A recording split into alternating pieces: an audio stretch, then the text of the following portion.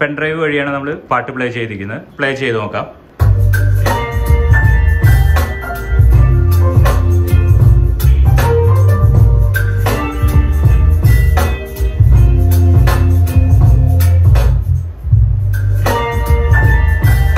Reflex tech വേൾഡിലേക്ക് എല്ലാ പ്രിയ കൂട്ടുകാർക്കും സ്വാഗതം. ഇന്ന് നമ്മൾ റിവ്യൂ ചെയ്യാൻ പോകുന്നത് ഒരു AVR ആണ്. 5.2 ആയിട്ടുള്ള ഒരു AVR ആണ്. HDMI ഇൻപുട്ടും അതുപോലെ തന്നെ ARC ഉൾപ്പെടുത്തി ഡിജിറ്റൽ ഇൻപുട്ടുകളൊക്കെ കൂടിയുള്ള ഒരു AVR ആണ് ഇന്ന് നമ്മൾ റിവ്യൂ ചെയ്യാൻ പോകുന്നത്.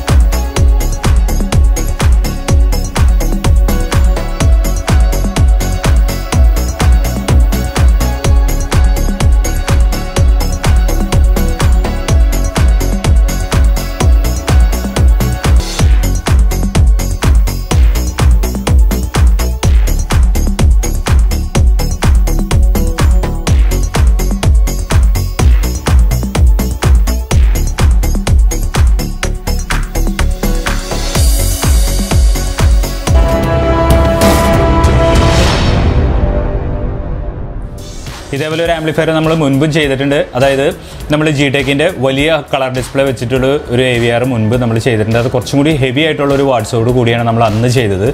ഇതിപ്പോൾ ഏകദേശം അത്ര വാട്ട്സ് ഇല്ല. നമ്മൾ സബ്വൂഫറിനൊക്കെ അതേ വാട്ട് തന്നെയാണ്. ഇതിൽ നമ്മൾ ഉപയോഗിച്ചിരിക്കുന്നത് GTECHന്റെ കളർ ഡിസ്പ്ലേ ആയിട്ടുള്ള വലിയ ഡിസ്പ്ലേ ആയിട്ടുള്ള ഒരു HDMI കാർഡാണ് ഉപയോഗിച്ചിരിക്കുന്നത്. അതിനകത്ത് 3 HDMI ഇൻപുട്ടും ഒരു ഔട്ട്പുട്ട്, ആ ഔട്ട്പുട്ടോട് കൂടി തന്നെയാണ് നമ്മൾ ARCയും അതിനകത്ത് ഉൾപ്പെടുത്തിയിരിക്കുന്നത്. പിന്നെ ഒപ്റ്റിക്കൽ, കോയാക്സിൽ, ഓക്സിലറി ഇൻപുട്ട് ഇത്രയൊക്കെയാണ് വന്നിരിക്കുന്നത്. പിന്നെ ഒരു ബ്ലൂടൂത്തിൻ്റെ ആൻറ്റിന കൊടുത്തിട്ടുണ്ട്.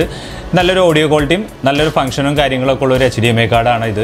ആംപ്ലിഫയർ സെക്ഷൻ നമ്മൾ ഉപയോഗിച്ചിരിക്കുന്നത് യൂണിവേഴ്സലിൻ്റെ 300 വാട്ട് വരാവുന്ന ആംപ്ലിഫയർ ആണ് ഇതിനകത്ത് ഉപയോഗിച്ചിരിക്കുന്നത്. NJW സീരീസ് ആണ്. NJW 0302, NJW 0281. ഇതാണ് നമ്മൾ ഇതിനകത്ത് സബ്വൂഫറിന് വേണ്ടിയിട്ട് ഉപയോഗിച്ചിരിക്കുന്നത്. 2 ബോർഡാണ് ഉപയോഗിച്ചിരിക്കുന്നത്. ഓരോ ബോർഡിൽ നമുക്ക് 6 ട്രാൻസിസ്റ്ററാണ് ഉപയോഗിച്ചിരിക്കുന്നത്. 300 വാട്ട് വീതം കിട്ടും. 300+300 സബ്വൂഫറിലേക്ക് വേണ്ടി കൊടുത്തിരിക്കുന്നത്.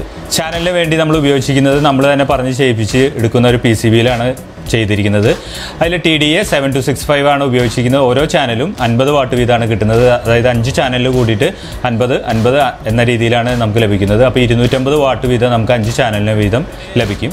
അടുത്തായിട്ട് നമ്മൾ ഇതിനകത്ത് ഉപയോഗിച്ചിരിക്കുന്നത് ഒരു BT ബോർഡ് ഉപയോഗിച്ചിട്ടുണ്ട് യൂണിവേഴ്സലിൻ്റെ. അത് നമ്മൾ ഉപയോഗിച്ചിരിക്കുന്നത് വെച്ചാൽ കുറച്ച് ട്രബിൾ ഇതിനകത്ത് കുറവ് എല്ലാവരും ഫീൽ ചെയ്യുന്നുണ്ട് എന്ന് പറഞ്ഞു. അപ്പോൾ അതുകൊണ്ട് കുറച്ചും കൂടി ട്രബിൾ കൂടുതൽ കിട്ടാൻ വേണ്ടിയിട്ടാണ് നമ്മൾ ഇതിനകത്ത് ഒരു BT ബോർഡ് ഉപയോഗിച്ചിരിക്കുന്നത്. അത് പെർമനൻ്റ് ആയിട്ട് ഇതിനകത്ത് തന്നെ സെറ്റ് ചെയ്താണ് വയ്ക്കുന്നത്.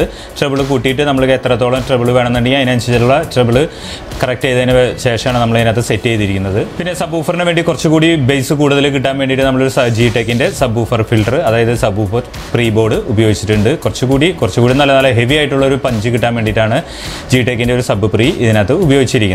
പിന്നെ ടൊറോയിഡൽ ട്രാൻസ്ഫോമർ നമ്മൾ പറഞ്ഞു തന്നെ ചെയ്യിപ്പിക്കുന്ന ടൊറോയിഡൽ ട്രാൻസ്ഫോമർ ആണ്. പവർ സപ്ലൈ ബോർഡ് നമ്മൾ തന്നെ പറഞ്ഞ് ചെയ്യിപ്പിക്കുന്ന പവർ സപ്ലൈ ബോർഡാണ്. അതിനകത്ത് പല രീതിയിലുള്ള വോൾട്ടേജ് ചെയ്യാൻ വേണ്ടിയിട്ട് നമ്മൾ യൂണിവേഴ്സൽ ആയിട്ടുള്ളൊരു പവർ സപ്ലൈ ബോർഡ് നമ്മൾ 2-3 രീതിയിൽ ചെയ്തു വെച്ചിട്ടുണ്ട്. ചെറിയ ആംപ്ലിഫയറുകൾക്കും വലിയ ആംപ്ലിഫയറുകൾക്കും. അപ്പോൾ അതിന് വേണ്ടിയിട്ട് നമ്മുടെ പേരിൽ തന്നെ ചെയ്തെടുക്കുന്ന ഒരു പവർ സപ്ലൈ ബോർഡാണ് ഇതിനകത്ത് ഉപയോഗിച്ചിരിക്കുന്നത്. സ്പീക്കർ പ്രൊട്ടക്ഷൻ ഉപയോഗിച്ചിരിക്കുന്നത് POWERTRICKിൻ്റെയാണ്. 5.2 ആയിട്ടുള്ള ഒരു സ്പീക്കർ പ്രൊട്ടക്ഷനാണ് നമ്മൾ ഇതിനകത്ത് ഉപയോഗിച്ചിരിക്കുന്നത്. പിന്നെ ഒരുമാതിരി നമ്മൾ ഇതിനകത്ത് ഉപയോഗിച്ചിരിക്കുന്ന സോക്കറ്റുകൾ, banana socket, power on switch, ഇതെല്ലാം എൽകോമിൻ്റെ ഒക്കെ ഇതിനകത്ത് ഉപയോഗിച്ചിരിക്കുന്നത്. നല്ല ഹൈ ക്വാളിറ്റി ഉപയോഗിച്ചാണ് നമ്മൾ ഇതിനകത്ത് എല്ലാ സ്വിച്ചുകളും ബനാന സോക്കറ്റുകളൊക്കെ ഉപയോഗിച്ചിരിക്കുന്നത്. ഇത്രയൊക്കെയാണ് ഇതിനകത്ത് മെയിനായിട്ട് ഉപയോഗിച്ചിരിക്കുന്ന ബോർഡുകളും കാര്യങ്ങളൊക്കെ. ഇനി നമുക്ക് ഇതിൻ്റെ ഇൻറ്റീരിയലും ചെക്ക് ചെയ്ത് നോക്കാം. അതുപോലെ തന്നെ ഇതിൻ്റെ ഓഡിയോ ക്വാളിറ്റിയും ചെക്ക് ചെയ്ത് നോക്കാം. നിങ്ങൾ എല്ലാ വീഡിയോയിലും പറയാറുള്ള പോലെ തന്നെ ഓഡിയോ ക്വാളിറ്റി നമുക്ക് യൂട്യൂബ് തരുന്ന ഓഡിയോസ് മാത്രമാണ് നമുക്ക് ഇടാൻ സാധിക്കുള്ളൂ. അതിലെന്തെങ്കിലും കുറ്റക്കുറവുണ്ടെങ്കിൽ നിങ്ങൾ ക്ഷമിക്കുക. കാരണം വീഡിയോ നമ്മൾ ഇതിനകത്ത് കൂടുതൽ ചെക്ക് ചെയ്യുന്നില്ല, ഓഡിയോ ആണ് ചെക്ക് ചെയ്യുന്നത്. വീഡിയോ ഇട്ടാൽ ഇതേ ഇഷ്യൂ തന്നെയാണ്. കാരണം വീഡിയോയ്ക്ക് കോപ്പിറൈറ്റ് പ്രോബ്ലം ഉള്ളതുകൊണ്ട് വീഡിയോ ഇടാൻ സാധിക്കില്ല. അതുകൊണ്ടാണ് ഓഡിയോ മാത്രം ചെക്ക് ചെയ്യുന്നത്. ഇതാണ് നമ്മുടെ ആംപ്ലിഫയറിൻ്റെ ഉൾവശം വരുന്നത്. നമ്മൾ വലിയ ക്യാബിനിൽ കൂടുതലും ഈ സൈഡ് കണ്ടിട്ട് തന്നെയാണ് നമ്മൾ പവർ സപ്ലൈ ഉപയോഗിക്കാറുള്ളത്. ഇതിൻ്റെ പവർ ഓൺ സോക്കറ്റാണ് ഈ കൊടുത്തിരിക്കുന്നത്. പിന്നെ വന്നിരിക്കുന്നത് ടൊറോയിഡൽ ട്രാൻസ്ഫോമറാണ്. ഇതിനകത്ത് നമ്മൾ എടുത്തിരിക്കുന്നത് 55-0-55, അതുപോലെ തന്നെ 12-0-12 എടുത്തിരിക്കുന്നു. അതുപോലെ തന്നെ സ്പീക്കർ പ്രൊട്ടക്ഷനും എടുത്തിട്ടുണ്ട്. 12 വോൾട്ട് GTECHന്റെ DTS കാർഡിനും എടുത്തിട്ടുണ്ട്. അങ്ങനെ സെപ്പറേറ്റ് ആണ് നമ്മൾ ഇതിനകത്ത് എല്ലാം ടാപ്പിംഗ് ഇട്ടാണ് വൈൻഡ് ചെയ്തിരിക്കുന്നത്. നമ്മൾ പറഞ്ഞ് തന്നെ ചെയ്യിപ്പിക്കുന്നത്, നമ്മുടെ പേരിൽ തന്നെ പറഞ്ഞ് ചെയ്യിപ്പിക്കുന്ന ട്രാൻസ്ഫോമറാണ് ടൊറോയിഡിൽ ഉപയോഗിച്ചിരിക്കുന്നത്. പിന്നെ നമ്മുടെ തന്നെ പവർ സപ്ലൈ ബോർഡാണ്, നിങ്ങൾക്ക് നോക്കിയാൽ അറിയാം, റിഫ്ലെക്സ് തന്നെയാണ്, നമ്മുടെ പേരിൽ തന്നെ അടിച്ചു വരുന്നതാണ്. നമ്മുടെ ഇഷ്ടത്തിനനുസരിച്ചുള്ള പവർ സപ്ലൈ വ്യത്യാസം വരുത്താൻ വേണ്ടിയിട്ടാണ്. ഇതിനകത്ത് സബ്വൂഫറിന് വേണ്ടിയിട്ട് 10,000-ന്റെ 100 വോൾട്ട് കപ്പാസിറ്ററാണ് നമ്മൾ ഇതിനകത്ത് 4 കൊടുത്തിരിക്കുന്നത്. അതുകൂടാതെ 5 ചാനലിന് വേണ്ടിയിട്ടുള്ള 2 കപ്പാസിറ്ററാണ് കൊടുത്തിരിക്കുന്നത്. പിന്നെ DTSന്റെ, അതായത് GTECHന്റെ കാർഡിന് വേണ്ടി HDMI കാർഡിന് വേണ്ടി സെപ്പറേറ്റ് 12 വോൾട്ട് എടുത്തിട്ടുണ്ട്. ഇത് ഫാനിന് വേണ്ടി 12 വോൾട്ട് വേറെ എടുത്തിട്ടുണ്ട്. HDMI കാർഡും ഇതെല്ലാം കൂടിയിട്ട് സെപ്പറേറ്റ് ആണ് നമ്മൾ വോൾട്ടേജുകളെല്ലാം എടുത്തിരിക്കുന്നത്. ഇതാണ് നമ്മുടെ യൂണിവേഴ്സൽ പുറത്തിറക്കിയിരിക്കുന്നത്. ഇതിന് മുൻപ് നമ്മൾ ഉപയോഗിച്ചിട്ടുള്ള സബ്വൂഫർ ആംപ്ലിഫയർ ആണ് ഈ കൊടുത്തിരിക്കുന്നത്. ഇതിൽ ഉപയോഗിച്ചിരിക്കുന്നത് NJW സീരീസ് ആണ്, NJW 03, 02, അതുപോലെ തന്നെ NJW 0281. ഇത് 6 ട്രാൻസിസ്റ്ററാണ് നമ്മൾ ഒരു ബോർഡിനകത്ത് ഉപയോഗിച്ചിരിക്കുന്നത്. 2 സബ്ബാണ്, അതായത് 300+300 ഇതിനകത്ത് ഉപയോഗിച്ചിരിക്കുന്നത്. നമ്മൾ 2 ഹീറ്റ് സിങ്കും കൂടി ഒരുമിച്ച് സ്ക്രൂ ചെയ്തു എന്ന് മാത്രം. കുറച്ച് സ്ഥല സൗകര്യം കൂടുതൽ കിട്ടാൻ വേണ്ടിയിട്ടാണ് ഇങ്ങനെ ചെയ്തത്. നമുക്ക് ഓരോ ഔട്ട് കിട്ടുന്നത് 300+300 ഇത് വർക്ക് ചെയ്യുന്നത് 55 വോൾട്ടേജിലാണ്. പിന്നെ കൊടുത്തിരിക്കുന്നത് നമ്മൾ തന്നെ പറഞ്ഞ് ചെയ്യിപ്പിക്കുന്ന, നമ്മുടെ പേരിൽ ചെയ്തിരിക്കുന്ന 5 ചാനൽ ബോർഡാണ്. ഇതിൽ 12/012 ഇത് വർക്ക് ചെയ്യുന്നത്. ഇത് ഓരോ ചാനലും നമുക്ക് 50 വാട്ട് വീതം നമുക്ക് കിട്ടും. 5 ചാനലിന് വേണ്ടിയിട്ട് ഓരോ സ്പീക്കറിലേക്ക് 50 വാട്ട് വീതം കിട്ടും. പിന്നെ പുറകിലായിട്ട് നമ്മൾ പവർട്രിക്കിൻ്റെ സ്പീക്കർ പ്രൊട്ടക്ഷനാണ്, 5.2 സ്പീക്കർ പ്രൊട്ടക്ഷനാണ് നമ്മൾ ഇതിനകത്ത് ഉപയോഗിച്ചിരിക്കുന്നത്. ഇതാണ് GTECHന്റെ HDMI കാർഡ് വന്നിരിക്കുന്നത്. 3 HDMI ഇൻപുട്ട്, ഔട്ട്പുട്ട്, അതുപോലെ തന്നെ ഒപ്റ്റിക്കൽ, കോയാക്സിൽ, ഓക്സ്, ബ്ലൂടൂത്തിൻ്റെ ആൻറ്റിന ഇത്രയൊക്കെയാണ് ഇതിനകത്ത് വന്നിരിക്കുന്നത്. ഇതിലേക്കും നമ്മൾ സപ്ലൈ കൊടുത്തിരിക്കുന്നത് 0-12 വോൾട്ടാണ് കൊടുത്തിരിക്കുന്നത്. അതിൻ്റെ താഴെയായിട്ടാണ് നമ്മൾ ഒരു BT ബോർഡ് ഉപയോഗിച്ചിരിക്കുന്നത്. പെർമനൻ്റ് ആയിട്ട് നമ്മൾ അതിനകത്ത് ടോൺ കറക്റ്റ് ചെയ്ത് വെച്ചിട്ടുണ്ട്.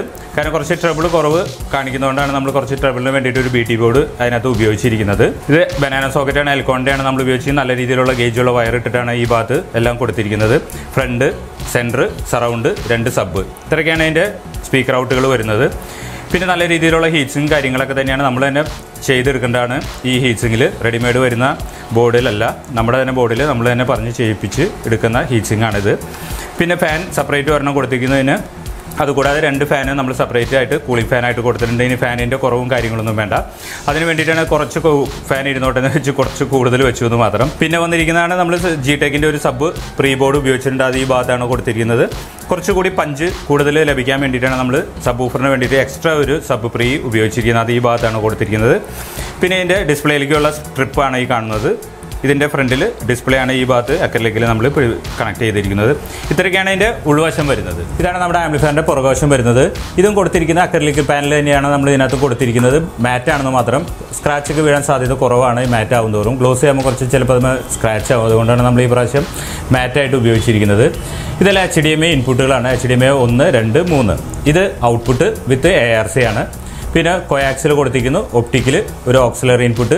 പിന്നെ ഇത് ബ്ലൂടൂത്തിൻ്റെ ആൻറ്റിയാണ്, അത്യാവശ്യം നല്ല റേഞ്ചും നമുക്ക് കിട്ടുന്നതാണ്. പിന്നെ ഇതെല്ലാം സ്പീക്കർ ഔട്ടുകളാണ്. ഇത് സബ് 1, സബ് 2, അതുപോലെ തന്നെ surround, left, right, centre, front ചാനലിൻ്റെ ലെഫ്റ്റ്, റൈറ്റ്, അതിൻ്റെ എല്ലാത്തിൻ്റെയും പ്ലസ് മൈനസാണ് ഈ കൊടുത്തിരിക്കുന്നത്. പിന്നെ ഒരു 3 പിൻ സോക്കറ്റാണ് കൊടുത്തിരിക്കുന്നത്. നമ്മുടെ കമ്പ്യൂട്ടർ കേബിൾ ഉപയോഗിച്ച് ചെയ്യാം. ഇൻബിൽറ്റ് ഫ്യൂസോട് കൂടി തന്നെയാണ് അത് വരുന്നത്. അത് മേൽക്കൊണ്ടാണ് നമ്മൾ ഉപയോഗിച്ചിരിക്കുന്നത്. നമ്മുടെ പേര് എഴുതിയിരിക്കുന്നത് റിഫ്ലെക്സ്. ഇതൊക്കെയാണ് അതിൻ്റെ ബാക്ക് പാനൽ വന്നിരിക്കുന്നത്. ഇതാണ് നമ്മുടെ ആംപ്ലിഫയറിൻ്റെ മുൻവശം വരുന്നത്. ഇത് നമ്മൾ ഫുൾ അക്രിലിക്കിൽ തന്നെയാണ് ചെയ്തിരിക്കുന്നത്. ഇത് മാറ്റ് ഫിനിഷായിട്ടും ഇത് ഗ്ലോസി, സെൻറ്റർ പോർഷൻ നമ്മൾ കൊടുത്തിരിക്കുന്നത് ഗ്ലോസി ആയിട്ടാണ്. പിന്നെ ഭാഗത്ത് ഇതിൻ്റെ ഒരു എൻകോഡറാണ്. ഈ എൻകോഡർ വഴി നമുക്ക് എല്ലാവരും സെലക്ട് ചെയ്യാനായിട്ട് സാധിക്കും. അതായത് ഫ്രണ്ട്, റിയർ, സെൻറ്റർ, സബ്വൂഫറിൻ്റെ വോളിയം അഡ്ജസ്റ്റ് ചെയ്യാൻ സാധിക്കും. അതുകൂടാതെ തന്നെ നമുക്ക് ഇൻപുട്ടും സെലക്ട് ചെയ്യാൻ സാധിക്കും. ലോങ് പ്രസ് കൊടുക്കുകയാണെന്നുണ്ടെങ്കിൽ ഇൻപുട്ട് സെലക്ട് ചെയ്യാൻ സാധിക്കും. പിന്നെ താഴെയായിട്ട് എൽക്കോണിൻ്റെ നമ്മളൊരു പവർ ഓൺ സ്വിച്ചാണ് കൊടുത്തിരിക്കുന്നത്. ഈ പ്രാവശ്യം നമ്മൾ റൗണ്ട് ഷേപ്പിലാണ് കൊടുത്തിരിക്കുന്നത്. ഇത് ഇതിൻ്റെ ഡിസ്പ്ലേ ആണ്. ഈ ഡിസ്പ്ലേ നിങ്ങൾക്ക് നോക്കിയാൽ അറിയാം. ഈ പ്രാവശ്യം നമ്മൾ ഗ്ലോസിയിൽ തന്നെയാണ് അക്രിലിക്കിൽ ചെയ്തിരിക്കുന്നത്. അതുകൊണ്ട് അത്യാവശ്യം രീതിയിൽ തന്നെ നമുക്ക് ഇതിൻ്റെ കളറുകളെല്ലാം കാണാൻ സാധിക്കും. വോളിയം കൂട്ടുന്നതും ഇതിൻ്റെ ഫംഗ്ഷനുകളെല്ലാം നല്ല ഡാർക്കായിട്ടിരിക്കുകയാണെങ്കിൽ കാണാൻ സാധിക്കും. ഇതിപ്പോൾ പുറത്തുനിന്നുള്ള ഗ്ലെയർ അടിക്കുന്നതുകൊണ്ടാണ് കുറച്ച് ക്ലിയറൻസ് കുറവ്. പിന്നെ ഈ ഭാഗത്ത് USB ആണ് ഇതിൻ്റെ സ്ലോട്ട് കൊടുത്തിരിക്കുന്നത്. ഇത് സബ്വൂഫറിൻ്റെ വോളിയം കൂട്ടാനും കുറയ്ക്കാനായിട്ടുള്ളത്. ഇത്രയൊക്കെയാണ് ഇതിൻ്റെ ഫ്രണ്ട് പാനൽ വരുന്നത്.